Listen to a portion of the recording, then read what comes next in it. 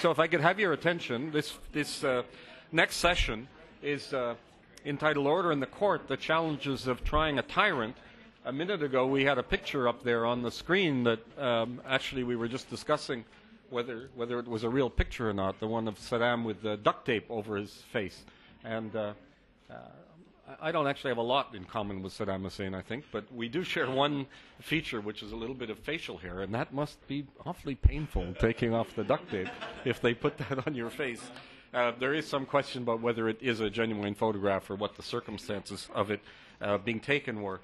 This is an issue that treats the trial as the special features of a trial where you have a political leader on trial. And you might note that we refer to it in the title. I didn't choose the title. That was bequeathed to us by the conference organizers. But I think that the title itself reveals one of the problems. If this was an ongoing trial, it still is an ongoing trial. We don't have a verdict yet.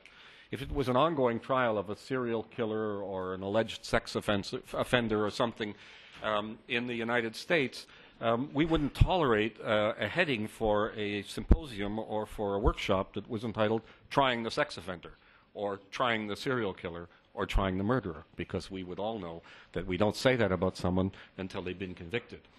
There is a presumption of innocence. But when we're dealing with political leaders, to a certain extent, they're already condemned in the court of public opinion, and it would not be legitimate either to speak about someone like Saddam Hussein or Milosevic or Kaiser Wilhelm II or Pinochet or any of the other tyrants who've been put on trial to, in a sense, give them that benefit and say, actually, they're presumed innocent, they didn't do anything, because we know that they're responsible for terrible human rights violations and atrocities. And I think this is just one of the great difficulties that we have to address when we're dealing with trying people at this level. Of course, we have more and more tyrants before our courts, and that's a gratifying thing for all of us who are anxious in the promotion of human rights values around the world. Charles Taylor is in prison in The Hague awaiting trial. David Crane, I saw before, he is, I think, to a large extent responsible for pursuing that campaign until its a final result, with Taylor now awaiting trial. Milosevic, Pinochet, other trials that may be referred to in the course of our discussion that are perhaps less gratifying or legitimate. I'm thinking, for example, of the 1979 trial in Phnom Penh of Pol Pot and Ieng Sary, a trial in absentia, but about which much has been written. The International Criminal Court, in one of its very first judgments, focuses on the role of leaders in terms of as targets for international criminal justice. In the decision by the pretrial chamber 1 of the International Criminal Court of February of this year, there is a discussion about the gravity threshold, which is part of Article 17, Paragraph 1 of the statute of the International Criminal Court. And the judges there say that in determining whether cases are admissible before the International Criminal Court, that the gravity threshold has to address the leading role, the leadership role of the offender.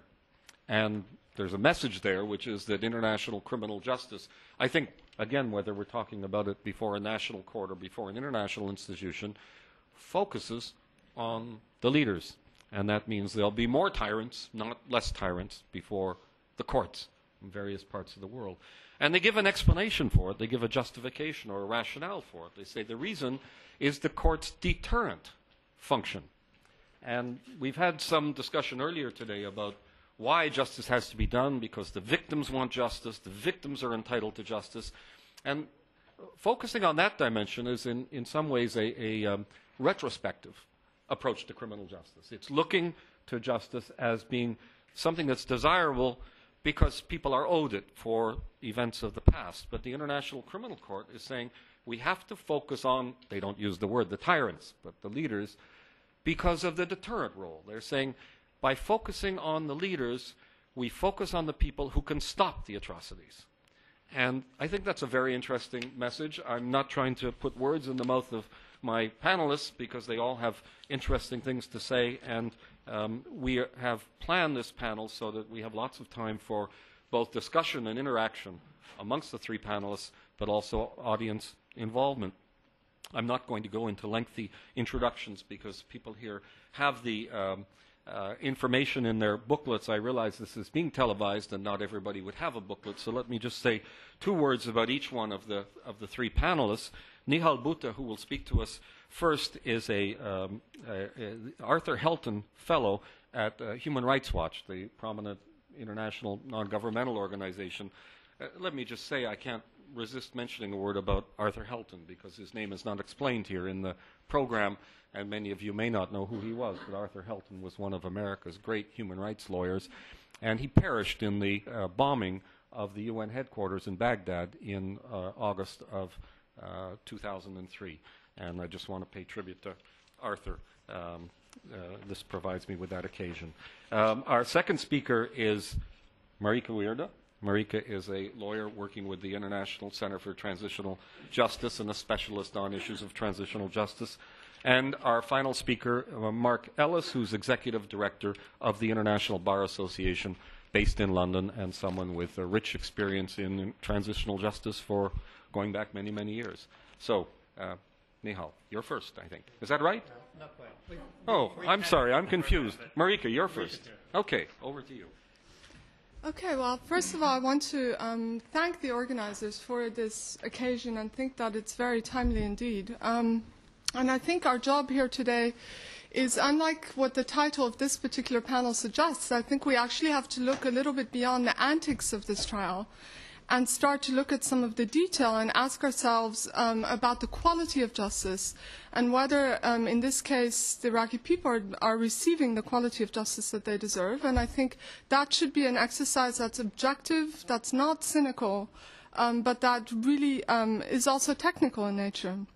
And just to give you, in 2 sentences, a background to our involvement. My involvement is not personal, I should specify, but I'm standing in for my colleague Miranda, who's attended numerous of the sessions, and our local consultant, Razak Al-Saidi, who is Iraqi, has attended even more, so that between ourselves and Human Rights Watch, we've covered 85% of the hearings, and we're monitoring the trial in Arabic. Prior to the trial, we had conducted a survey of Iraqi opinions on transitional justice issues in 2003. And apart from just attending the courtroom sessions, an important part of our work has been to conduct a constant dialogue with our Iraqi colleagues who sit and work on the tribunal. And all of the issues that I'm raising with you here today are issues that are under constant dialogue with them, so that if they saw my presentation, there would be nothing in here that would surprise them. And we are grateful to them, both for the frankness of that dialogue, for their open-mindedness, and indeed, I think are hugely in admiration of the courage that the people who are directly involved in the trials are showing on all sides. So I precede my comments with that. What I want to do is to look at this as a head of trial state and to ask 4 questions. One is this trial succeeding in acknowledging the centrality of the rule of law and thereby reaffirming a new order? Is it succeeding in uncovering the full extent of the so-called system crime? And that's a particular favorite term of mine to describe a criminal act or criminal acts of the nature in Iraq. Thirdly, is it succeeding in demonstrating and preserving standards of fairness even for the most unpopular defendants? And here I'll be brief because I think others will also speak to this point. And then finally, I think we need to look briefly at the dignity of victims in this process and also at broader societal impact. So on the first issue of centrality of rule of law, on the issue of legality, I will not deal with that in detail. It will be, I think, a topic of discussion all day, the technical issue of legality. But suffice it to say that I think there is not just a national dimension in terms of perception of legitimacy, but also a regional dimension, which is very important. And I myself was in Khartoum 3 or 4 weeks ago, and I can tell you that the perception there is playing to some extent into the hands of that government in terms of challenging the legitimacy, not just of that process, but of international justice as a whole. In terms of a more direct political interference in the trials, I think one of the most worrying things we've seen is the removal of judges, or indeed judges choosing to resign, so that in the Dujail trial, the 5 judges that started the trial are not the 5 judges that finished it.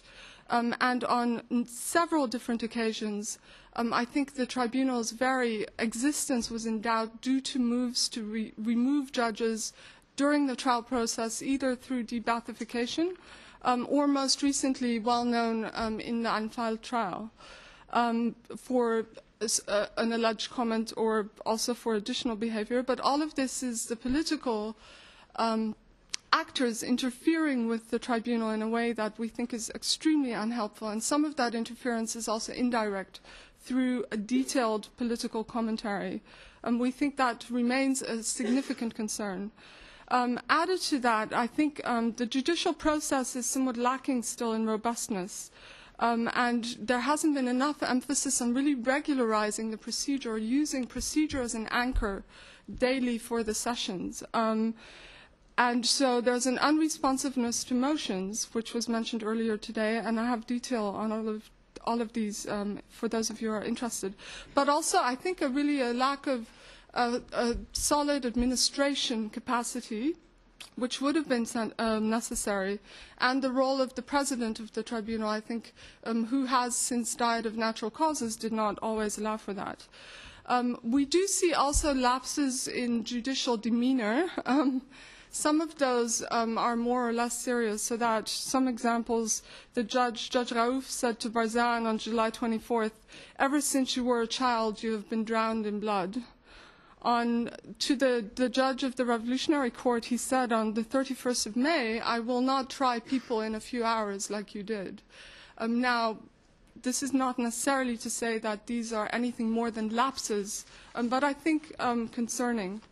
The role of the defense counsel, I think, will be criticized by many of us for lack of professionalism in terms of staging walkouts as a tactic. But on the other hand, I think some of the legal efforts of the defense have been frustrated on occasion, including unresponsiveness to motions and such as motions to recall prosecution witnesses, for instance, or motions for assistance to recover potentially exculpatory evidence, such as the actual dossier of the Revolutionary Court trial on Dujail, in which the people who staged the assassination attempt were tried.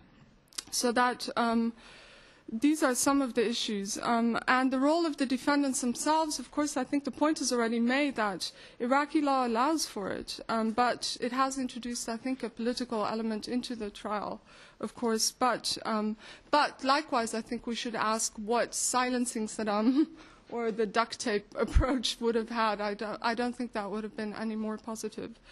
On uncovering system crime, this is a little bit technical, and I'm going to necessarily have to be brief.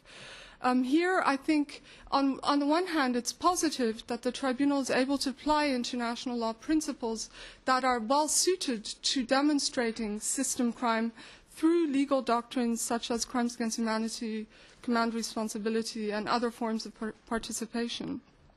Now, the issue here is more about whether the prosecutor and other participants in the trial have used those tools to the full advantage and have really uncovered systematically what the regime of Saddam looked like and what were the respective responsibilities of the various departments, if you will, which are involved in this trial. And so here I think we see very mixed results, so that there may be certainly a certain level of crime-based evidence, but the documentary evidence, to our mind, is not necessarily extremely strong, and almost makes the impression of having been assembled in a little bit an ad hoc manner, because there are missing pieces, which I don't know the history as to what they were whether they were looked for. But also, it would have been, I think, necessary to call expert evidence to establish some of the linkages. It's always an issue of establishing the link to high profile defendants or high up in the chain. And expert evidence, I think, could have been useful to that end. Also lacking, I think, is evidence of knowledge or intent.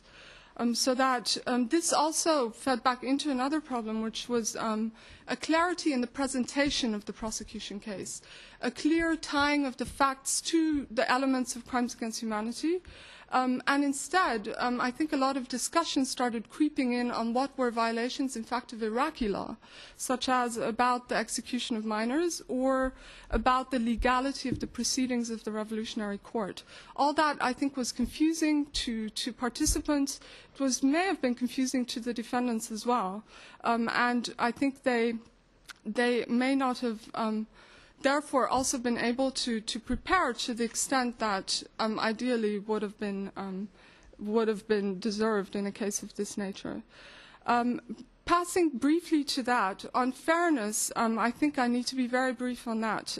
But I think here some of our major concerns are that hearing the defendants became a substitute for having an effective defense, so that the defendants constantly orally speaking to the facts was somehow, I think, treated as if they were getting their day in court, but it doesn't substitute.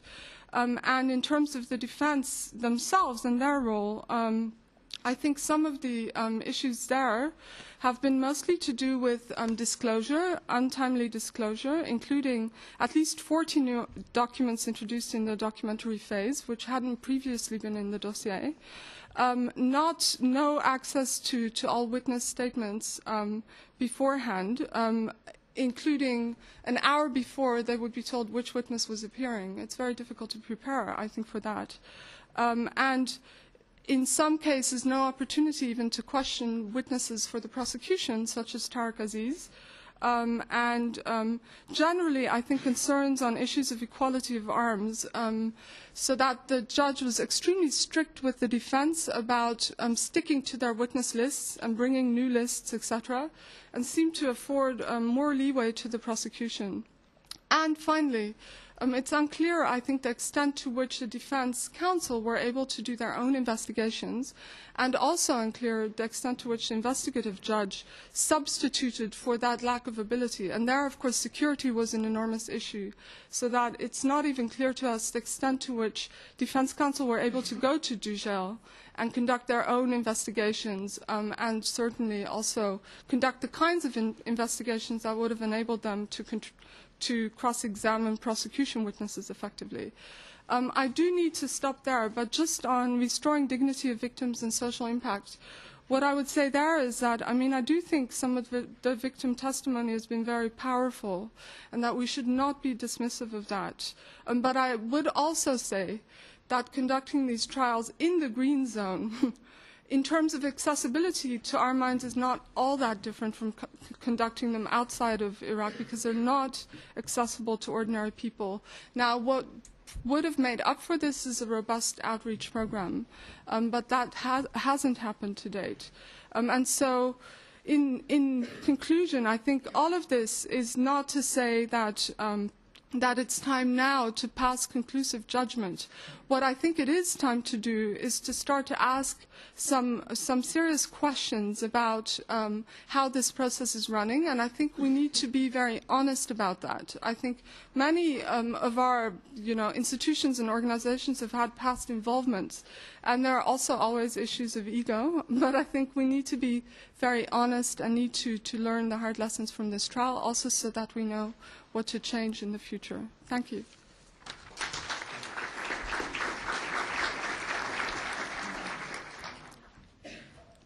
Nehal, over to you. I think you're going to be up. Okay. Okay. I'll do that. Chair. Yes, Bill. Let me follow up on a couple points that were just recently mentioned, particularly the panel that took place earlier this morning, and then move into some particular issues that I'd like to focus on. And one is that I think we have to still ask this fundamental question. The fact that, as was discussed this morning, that Iraq, as a sovereign nation, made the decision to undertake these trials consistent with their obligations under international law is not nearly as important to me as the question of whether or not they have done so consistent with international standards of fairness and impartiality. The International Bar Association, which I direct, had made a decision early on that our position was it would probably be best to have this trial take place outside Iraq. We were saying this very early on because of the concerns of security and whether or not Iraq had the capacity to undertake these trials. However, once Iraq as a sovereign nation decided to undertake the trials, then I believe very firmly that the international community had the responsibility to help in any way it could to make the trials successful and to meet these international standards. And we were criticized a bit on that because of the death penalty issue, but that's another point that we can discuss later. But we went forward with that commitment to do all we could to try to help this tribunal. And we were actively engaged in it, as was mentioned earlier, about the training that we did prior to the Dujail trial. We have watched the trial every day and report on the trial every day, and I have personally probably only missed 2 or 3 sessions of the trial, so I feel fairly confident in being able to express my own opinions on this. And most importantly, and an issue that is not known widely, is the fact that, as was mentioned this morning, under the tribunal, it is permissible to have international advisors, and in fact, it was required to have international advisors, as was mentioned by Mike. There was one international advisor that was brought in to assist on the Dujail case, to assist the judges, and it was an international advisor that the International Bar Association was asked to facilitate. And that individual went there and has spent nearly a year, has just left last week, in fact. That individual also had the support of a panel of 5 international experts, all of who served on international criminal tribunals. We put that team together so that it could respond to the request coming from the judges on clarifications on certain legal issues. And so the judges would seek advice from the advisor, the international advisor, who would in turn ask the panel of experts for any clarifications. And it was a process that actually worked quite well over the year. For those that were familiar with the process, and we did not make it public, I think everyone felt it was extremely important. And we will speak more about this now that this project is now finished, at least to the first advisor. So the reason I'm saying that is that we have a lot at stake in the sense of the IBA's position in what it did and what it is doing. But we also have a responsibility to be very objective as to whether or not the court has met that very high challenge of meeting international standards of fairness and impartiality. And this is where I'm particularly concerned that the court is failing in that responsibility. So let me tell you what I don't think the big issues are. The antics that took place in the Dujail case was never a real concern for me. As I think Sharif had mentioned this morning, probably to be expected. But yet that was what most people focused on. The fact that the judge had made decisions to remove defendants on numerous occasions during the Dujail case, and then now you're watching it in an Onfel case, was really not of a concern because I felt it was consistent with Iraqi law, consistent with the statute of rules of evidence and procedure, and consistent with international standards that a defendant, in fact, could be removed. Not only could he be removed, but his defense counsel could be removed, which we saw occur in several instances during the Dujail trial, and now you're watching it again in the Onfel trial. And the unprecedented approach, at least in the Iraq experience, of having assigned counsel, having standby counsel who would literally step in and continue the process and to defend the defendants who, in many instances, weren't in the court anyway. That seemed a bit a bit odd, but I said publicly that it was not of a concern for me on a legal basis, that I felt, again, consistent with international standards, it was permissible for the court to undertake these types of steps. And in fact, I felt that the assigned counsel, not to be disrespectful to Paul, who I'm sure behind the scenes did a tremendous job, but the assigned counsel were remarkably talented, and I thought very effective, which was a bit odd because some of the counsel that was selected by the defendants, as was indicated earlier this morning, I felt did a very poor job and did not represent their clients to the best of their ability. The other, where we now begin to move into what I think are some of the real concerns and where I think there were some real missteps, is it was mentioned earlier about the motions, particularly defense motions, the procedural rules. I think the court failed in providing a very transparent approach to the Dujail trial on procedural matters. And there are a number of instances, and I today simply don't understand what went wrong on this. And I'll give you an example. The very issue of whether a judge is biased, and we saw it in the Dujail case, we're seeing it in the Onfeld case, the chief judge who is accused of being biased, either biased against the defense or bias against the prosecutor. The pendulum swings depending on what day it is. But there is very clear procedural rules to determine whether or not a judge is in fact biased, and if so, very clear procedural rules in removing that judge. Those procedural rules were simply never followed in the Dujail trial. Again, this was a real concern, and I felt it would have been should have been the responsibility of the court to follow its rules. It would have been a much better approach to Iraqis, to the international communities, as to the very important issue of potential bias by the judges. One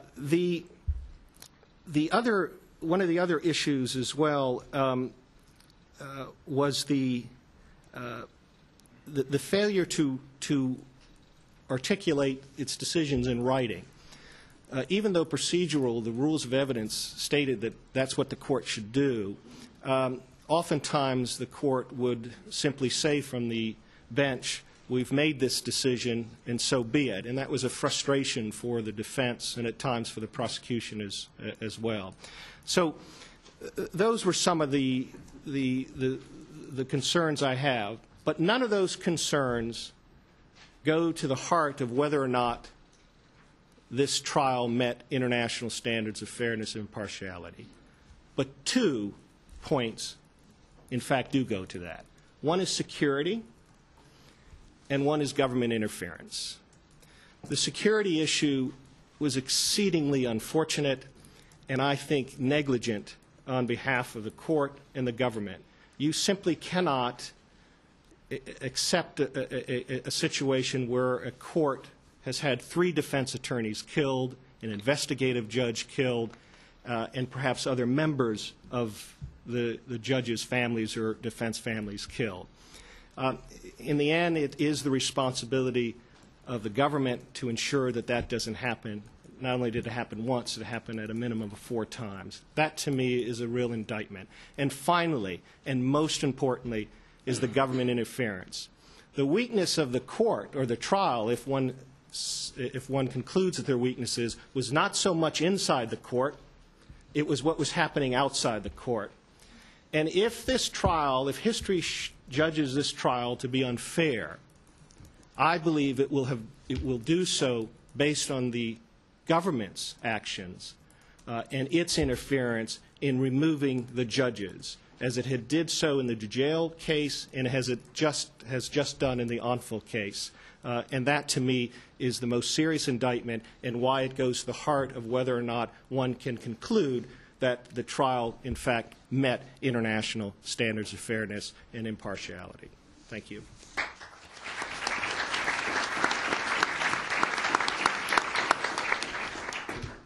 Thank Thank you, Mark. And now our final speaker. I'd just like to take up, actually, by way of a footnote, something that Mark mentioned at the end, which is the question of government interference. We've learned just recently, in the last week, that another 4 judges on the tribunal have been subjected to debathification orders. They've received letters indicating that, for some reason or another, they are no longer able to serve judicial functions. That includes 1 judge on the unfiled trial, another judge on the 3rd trial chamber, which is not yet constituted with a case, who I'd met personally in 2003 and himself was a former political prisoner. Hard to understand why he would be considered politically suspect. I think it's an indication of some of the difficulties with the law as it stands, which lend itself to political interference, particularly through the Debathification Commission, which is far from a neutral, objective body. I might add that the Debathification Commission has a history of making allegations without substantiating them. That was in the case of the 2nd trial chamber judge in the first case, Saeed al-Hamashi, a man I've spoken to many times. The allegation against him was essentially unfounded, yet it was sufficient to have him removed from the Dujail trial, and what's more, he hasn't yet been assigned to another trial in the case. So this is a man who is essentially without a role right now by virtue of this. So that's just a footnote, I think, to stress the immediacy of these concerns. This is not an academic exercise. This is something that's ongoing. I have a limited amount of time. I just wanted to outline the nature of the work that we've done on the tribunal. I might add, I part company, I think, with some of the members of the previous panel in relation to the narrative as to the nature of this process, how it came into existence, the role played by the Legal Affairs Subcommittee of the International Governing Council, of the Iraqi Governing Council, and we can take that up if anyone is interested. I think there is an alternative way of understanding the events, certainly based on myself, my own involvement in that process while I was in Iraq for the International Center for Transitional Justice, but also that of my colleague Hania Mufti, who's been based in Iraq for the last 3 years. But I'll put that to one side. I think it's important to know that there are alternative understandings of how this tribunal and its statute came into existence. Let me first say that our engagement with this process has been extensive in an informal sense. My colleague Hania Mufti has met repeatedly with judges, prosecutors, defence lawyers, as have I when I have travelled to Baghdad. I've been there over a period of about 12 weeks in the last 12 months. Combined, as Marieke said, with the presence of ICTJ and with Hania, I think we have covered in person about 85% of the trial, but we've also conducted about 4 dozen interviews over the last 12 months with all actors, with defence lawyers, with prosecutors, with trial judges, with administrators. And that puts us in a position to give a ground-up view of the tribunal, which I think is quite unique. And I thank Marieke for drawing out some of the key legal concerns that we have. What I would like to address is really some of the nitty-gritty of the way the court is working at the moment, based on some of our findings. But allow me to preface this by saying, this is not a sham trial, and I don't think that claim can reasonably be made. This is a sincere attempt to conduct a fair trial. But unfortunately, good intentions are not always enough, which might well be the motto, indeed, of the entire exercise of the American invasion and occupation of Iraq. Secondly, this is fairer than ordinary trials in Iraq today. My colleague Hania Mufti has spent literally dozens of days observing ordinary criminal courts in Iraq. I myself have spent some time doing so when I was in Iraq. And unfortunately, the state of ordinary Iraqi justice leaves a great deal to be desired. I've seen individuals sentenced to life imprisonment or 15 to 20 years in life after trials that last no longer than 30 minutes. So this trial is quite different in that sense. But it also gives you an indication of the difference in terms of the level of capacity that we're struggling with. The ordinary criminal legal system in Iraq is not used to conducting trials which run certainly longer than a day, which involve this level of complexity, these kinds of criminal laws, which are rightly pointed out as being new to Iraq. So that's the capacity threshold that we confront, and so it's unsurprising that the process is difficult. Now, I think as an organisation, Human Rights Watch had an alternative view as to the nature of the process which would be desirable. Now, that debate, I think, is effectively over for the time being. But certainly we've approached this court as part of our long-standing commitment to seeing justice and accountability for the many hundreds of thousands of victims in Iraq, based on our engagement with documenting serious human rights violations, including the Anfal. And, you know, with all due respect to Chris, I think it's true to say that Human Rights Watch reports are not evidence, but I wouldn't be surprised to see some of the documents that we catalogued, discovered, and described turning up as evidence in the court, in the Anfal. So let me give you an account then of some of the things that we've observed firsthand. And this is really about the functioning of the tribunal. I'm going to leave the addressing of the procedural concerns, the in-court concerns, to my boss, Ken Roth, who will be debating the issue over lunch with Michael Newton and Michael Scharf. I think it's fair to say that administration is critical if a court is going to run effectively. It's all the more important if you're dealing with a court which has to deal with vast amounts of documentation, which is dealing with technical, complex legal issues, which has defendants which are effectively not under its control by virtue of the fact that they're held under American military control, and in which you're dealing with a very novel situation. And unfortunately, the administration of the court has suffered badly. And it's suffered in a variety of ways. This includes the failure to effectively produce an outreach and communication strategy, the failure to seriously produce a victim and witnesses protection program, failure in terms of the functionality of the IHT Defence Office. And I must part company with Mark in as much as I think that the Defence Office has not effectively been functional during this trial. It's certainly Defence Office lawyers have certainly turned up and stood in as defence lawyers, but I don't think you could say that their performance has been outstanding, with one exception, namely the closing statements of the Defence Office lawyers. Unfortunately, they didn't write those statements, as we've been able to establish. An advisor did. And so I don't think that can be seen as an attribution of, or an attribute of the actual functioning of the Defence Office itself. So let me turn, first of all, to the overall administrative picture.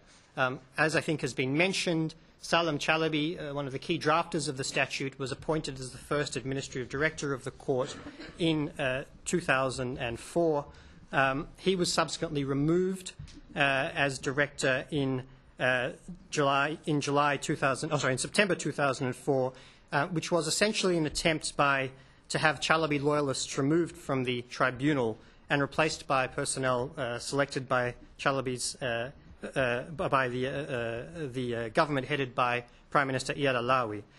So Chalabi's replacement as administrative director, Amr al-Bakri, was himself dismissed in July 2005 on the grounds of his former membership of the Ba'ath Party, and a further 9 administrative staff were also removed, again on the allegation or the perception that they were Allawi loyalists, and were dismissed after the coming to power of Ibrahim al-Jafari. I see I only have 2 minutes left.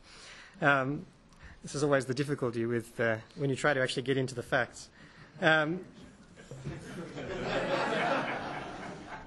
So I mean, what this shows is a serious lack of administrative continuity, and that's had really considerable flow-on effects to the functioning of the court. Let me state these in a kind of telegraphic way. I mean, I have the material which can authenticate and substantiate it, but I'm really not going to be able to lay that all out there, but I'm willing to do so in terms of questions. But let me just quote to you from a judge who spoke to us. He said, "It pains me to say this, but there is a lack of discipline in the administration of the court. The President is aged, he has my respect, I like him, and he is a humane person, but he is not an administrator." And that was a very common sentiment among many of the judges, trial chamber judges that we interviewed. The result is, according to another trial chamber judge, that in effect the Regime Crimes Liaison Office has had to step into the breach many times and has effectively functioned as, I quote, the executive authority of the court in terms of its administration, where the Iraqi side, unfortunately, has not quite been able to bring this about. So one example of that is the Victims and Witnesses Protection Program. In principle, it's supposed to exist. It's provided for under the rules of the court. A consultant was hired, an international consultant was hired in order to provide a design for this program. He submitted a report in September 2005, but essentially those individuals on the Iraqi side charged with developing this don't seem to have taken action. And according to one diplomat familiar with the issue, there are 100 witness protection staff on the books, but they don't do anything.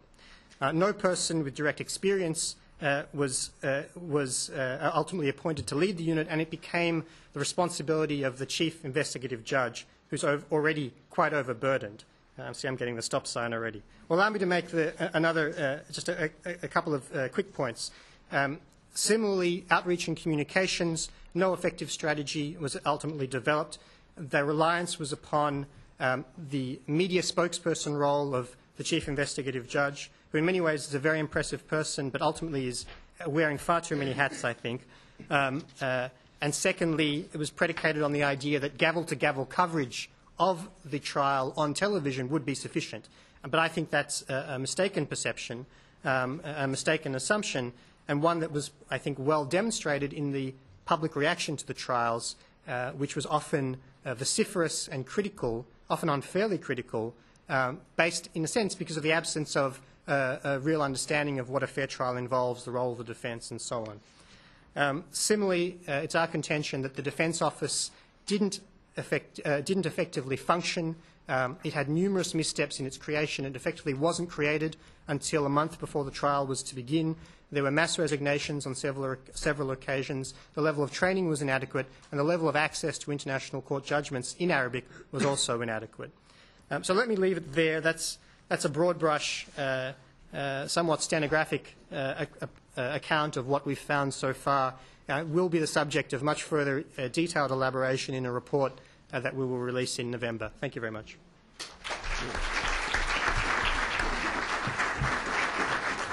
I'm going to give the floor briefly back to Mark Ellis, who was the most disciplined in respecting the time, so he's entitled to a minute or two. Let me just, as part of what we'd hoped to be an interaction among the panel members, I will then counter the remarks about the assigned defense counsel. The fact that the assigned defense counsel may have had assistance in writing their closing arguments is of really no concern for me. I'm interested in ensuring that defense is effective and that the points are made that will help the defendants. And the fact is that the defendant's own counsel failed in this time and time again. And I felt that it was absolutely a positive step that the court had anticipated this, had trained up assigned counsel, had perhaps given them international assistance. But when those assigned counsels came to the court and they cross-examined the witnesses and they made the closing arguments, that was the only time in the entire period of the Dujail trial that I thought that the defendants had been properly represented. And so I give credit to the court for having done that. Thanks. Well, I'd like to ask the three panelists a couple of questions on this topic of the trial of tyrants. Nobody responded to my suggestion that even calling it a trial of a tyrant before the trial is finished violates the presumption of innocence and may pose special kinds of problems when we're dealing with justice for people in this situation. I know that that question was raised as well with respect to the Milosevic trial. Michael Scharf earlier this morning referred to the conference we held in Galway earlier this year about the Milosevic trial, and their views were expressed that I was hoping we would see some discussion of here today, which are the problems, whether special rules apply when someone of this type, Milosevic, Saddam Hussein, Charles Taylor, is on trial.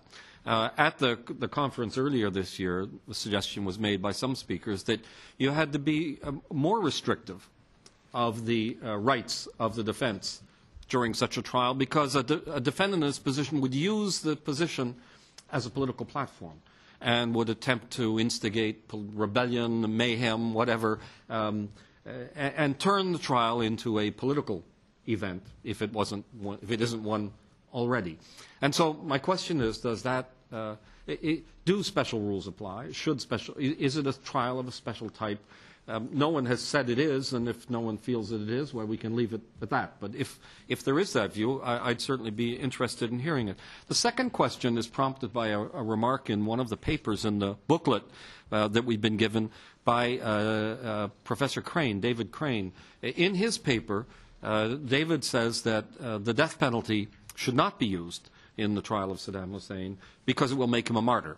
And clearly the issue of martyrdom arises when you're talking about a leader in a way that it doesn't apply when you're talking about an ordinary offender. Now, several people have referred to this. The ambassador, in his remarks this morning, said that this was a choice of the people of Iraq, as it was, and he said, as it is of the people of Texas. And you could have mentioned Ohio, Ambassador, because I think they still have the death penalty here in Ohio. But that doesn't change the idea. I'm sure David Crane doesn't mean to be imposing on the sovereignty of the people of Iraq. He's talking about the wisdom of doing it and whether there's that's a problem that arises. And so I'd be curious to hear comments on that if anyone would like to make them. I can't resist as well in leaving that question of the death penalty because it's been held out. I think Mike Newton made this comment as this is the explanation why the international community or other countries besides the United States haven't engaged with the trial with enthusiasm. And I think that that's an oversimplification of that phenomenon. I know from my own personal involvement in post-conflict justice, I was very deeply involved in post-conflict justice in Rwanda, despite the fact that they had the death penalty in Rwanda. It bothered me because I'm an opponent of the death penalty, but I held my nose and I got involved with it. And yet I didn't feel the same enthusiasm for post-conflict justice in Iraq. And I think that a lot of that comes from a feeling that this was actually, well, that we were participating in a justice system relating to that flowed from an illegal invasion, from an illegal occupation, and the whole context of the war in Iraq made people in transitional justice far less willing to be participants than they might have been and than they were in places like Rwanda. Well, we've only got a few more minutes for our comments, and so I'll ask the panelists if you'd like to respond. And I'm hoping we'll get some questions from the audience, so I'll just say 30 seconds on the death penalty. The IBA, again, had to go through this process, but the fact is there's no international prohibition against the death penalty. I'm against it. I hope that Iraq makes the decision, the court makes the decision not to impose the death penalty. But our view was that's a decision by a sovereign nation. The political platform question, whether or not Saddam Hussein has used the trial for his own advantages and the antics that have happened. 2 points there. One is I think it's been unfortunate because it's taken away from what the real focus should be on, and that's the victims and what they have endured and to hear their voice. And their voice has been dampened because the focus is on what the defendants are doing in court. I have always said that it's really the judge's decision, consistent with their own rules of procedure, consistent with Iraqi's criminal procedure code. It's really the judge's decision on what latitude he wants to give to the defendant. Some judges have given Saddam Hussein a lot of latitude, as you've seen. Others have not. I've said they're both right because they both have the discretion to do that in a court of law. I think in relation to trying former heads of state, which might be the more value-neutral way of putting it, I think that arguably they are special cases, but if anything, they are cases which might have to be held to a higher standard, precisely because of the politicization of the context, the intense passions that are aroused by the persons who are subject of the trial, the incredible polarization that they may provoke. If anything, in order to ensure that the perception of the trial is fair, there may have to be extra steps taken, an unusual degree of attention to the nature of the fair trial principles at stake. And I think that's one of the challenges of this kind of a trial. It's one of the reasons why these kinds of trials are a lot harder. Can I just add to that and say I don't think we need special rules, but what we do need to do is apply the rules that we have that are adequate. But what we also need to do then is to explain to the public at large why those rules are in place, because I think that that's not a given in the mind of many people who've not seen, never mind a trial of this nature, but an extensive trial per se. And so that, I think, would be the lesson. I mean, if I can just follow up on that. I mean, the common thing that happens, which I encountered in Baghdad, you know, when I went down to the regular criminal courts, you know, people would ask, well, how can it take so long to try Saddam? You know, my cousin or his brother, they get tried in 30 minutes and sentenced to life. How long can it take to try Saddam? Everyone knows he's guilty. And that's the perception that you're struggling with. And that's one of the reasons why both the elaborate nature of the proceedings, but also you know, the nature of what's at stake is something which is critical to the tribunal. And unfortunately, the tribunal has not done enough to explain that. Ambassador Sumada, you're our special guest, and so you are entitled to the microphone. And this is going to be the last intervention, Bill. I just really want to lay to rest this question of legitimacy. Let's not confuse political disapproval with casting doubt on legitimacy. The actual intervention by the United States in Iraq might or might not have been legitimate in international law. But the regimes that flowed from that action were legitimized by Security Council resolutions 1483 and 1546, I believe, which were passed unanimously by the Security Council, and therefore the actual regime, system of government, and was legitimate in international law. Furthermore, this tribunal, as was stated here very clearly, was passed by Parliament, a freely elected Parliament. So for people to continue to make the argument that this tribunal lacks legitimacy is very disingenuous, in my view. It is possibly confusing their initial political attitude towards this intervention, making that interfere with their judgment on the question of legitimacy. So I think that really has to be understood very clearly. Thank you. Thank you. Well, let me thank the panelists and